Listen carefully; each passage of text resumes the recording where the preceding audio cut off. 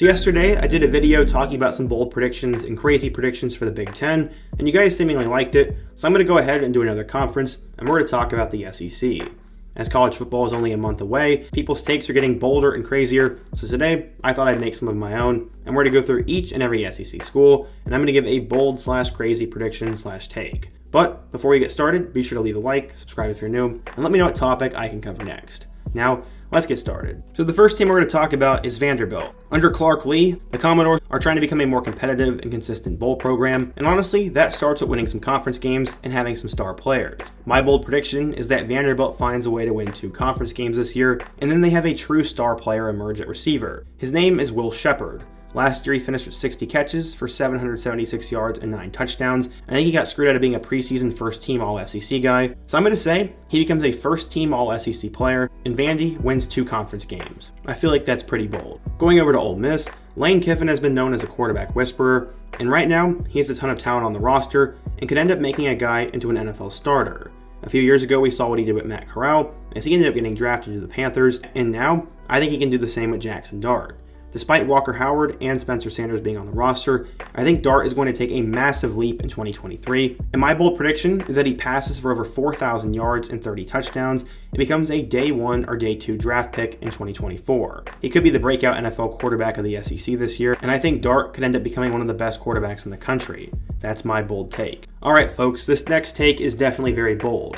When talking about Kentucky, they've been really consistent under head coach Mark Stoops, and last year was supposed to be the breakout season with Will Levis, but this year, they could be even better. They bring in Devin Leary from NC State, they return one of the best duo of freshman receivers in the country, have a lot of emerging talent on defense, and a bona fide running back. In my opinion, this could end up leading to a breakout season in which Devin Leary becomes an All-SEC player, and they end up finishing second in the East. In that case, they'd be better than both South Carolina and Tennessee, and would finish only behind Georgia. This is unbelievably bold, but if everything meshes perfectly, I could see a world in which that happens. Moving back over to the SEC West, I think there are going to be some records broken from the Arkansas Razorbacks. They return one of the best QB running back duos in the country in Raheem Sanders and KJ Jefferson, and my bold take is that Raheem Sanders leads college football in rushing this year, and KJ Jefferson becomes Arkansas's all-time leading passer. If they end up playing that well, then I think Arkansas could have a top 3 finish in the West, and maybe even break out to 9 or 10 wins. That is as bold as it can get, but Arkansas's receivers are really going to have to step up if they want that to happen. As a Mizzou fan, I think I can get away with saying this,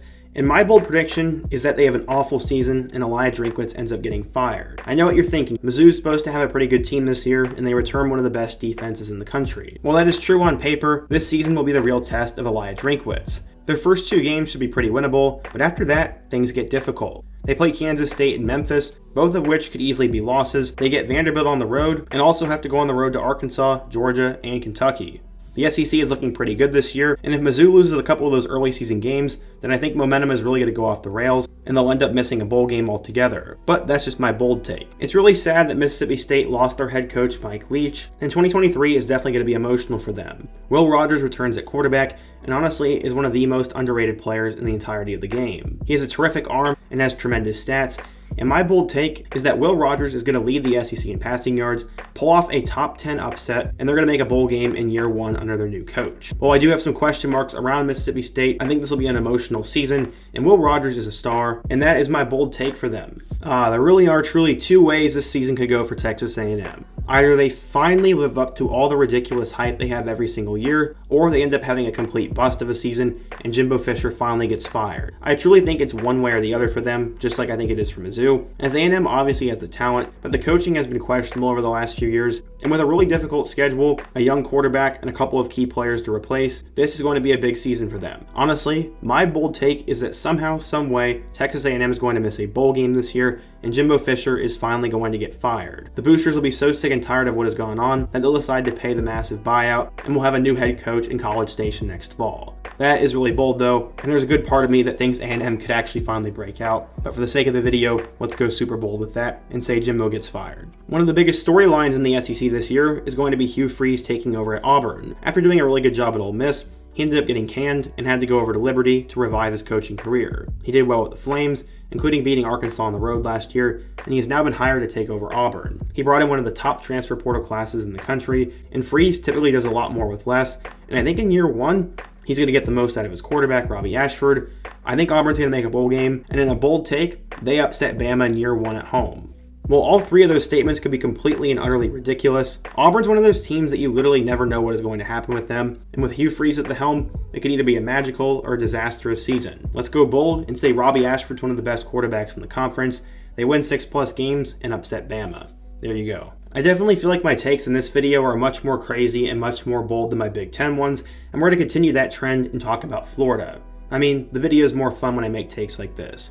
Let's say Graham Mertz puts it all together and Florida has a quarterback drafted back-to-back years into the NFL. That is an absolutely bonkers statement that isn't as crazy as you think, as at one point Mertz was a projected NFL quarterback after being a borderline 5-star recruit in high school. While he was extremely disappointing at Wisconsin, he has all the tools to be an NFL guy, and if Billy Napier properly develops him, Mertz could put on a spectacular season, wow the SEC crowds, tear up SEC defenses, and hear his name called in the draft. That is about as bold as it gets, as most people would say that Florida has a terrible quarterback situation. But, again, I'm going bold and I'm going crazy. Let's say he does it. Last year, we saw Shane Beamer put it all together and have a breakout season with the South Carolina Gamecocks. Led by Spencer Rattler at quarterback, the Gamecocks had 2 top 5 victories, including major upsets against Tennessee and Clemson, and ended up having a very spectacular year. Spencer Rattler and Juice Wells are back for another season, and some believe they could be better than last year. The point of this video is to be bold and crazy, so let's go ahead and say they miss a bowl game. They have a lot of difficult matchups, as they have to play Georgia and North Carolina in the first 3 weeks, have to play a Mississippi State team that I'm pretty high on, have to go on the road to Tennessee, have to go on the road to A&M, and then also have to play Kentucky and Clemson. They're going to pretty much get guaranteed wins over Furman and Jacksonville State, and more than likely Vandy, so right there that puts them at 3 wins, but let's say they lose a couple of close ones and only win 2 conference games and go 5-7. That's my crazy bold take for South Carolina, as you never know what you're going to get with Spencer Rattler, and maybe Beamer ball comes crashing down. Getting to the last 4 schools, the first one we're going to talk about is LSU. My bold take is that they're going to win the SEC West once again, and Jayden Daniels is going to win the Heisman Trophy. LSU has talent at every single position, they have a great quarterback, a coach who knows what he's doing, and the experience from last year to win it again. That would require them having to beat both Florida State and Alabama on the road, but let's just say for the heck of it that they go ahead and do that.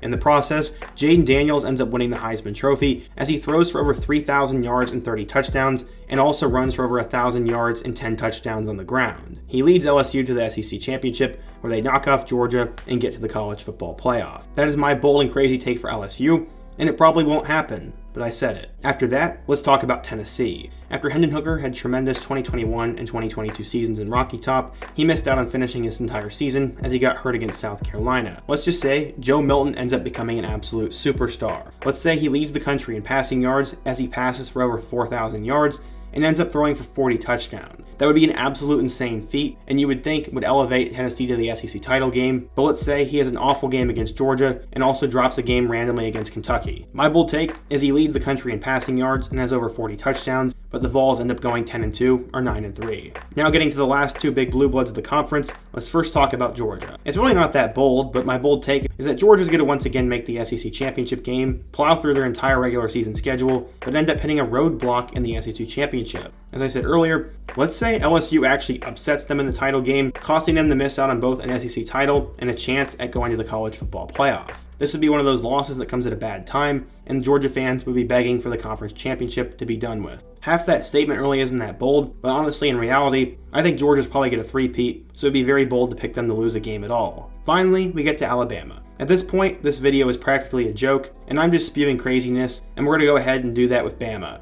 Let's say that the Crimson Tide lose 3 games. They drop 2 games at home against Texas and LSU, and then maybe lose a game to Tennessee, Arkansas, or Ole Miss. My crazy prediction is that they'd lose 3 regular season games, miss out on the SEC championship game, and Nick Saban decides he's done with college football. He'd retire after that 3-loss season, and Bama would have to find a new head coach. So yeah, these are my SEC bold and crazy takes. As I said, this video is pretty much a joke that are basically just exaggerated storylines. But what do you guys think? Obviously, there's going to be a lot of disagreement, so what did I get right and wrong? What is your stupid and crazy SEC bold prediction? And what topic or conference should I cover next? Be sure to let me know down below.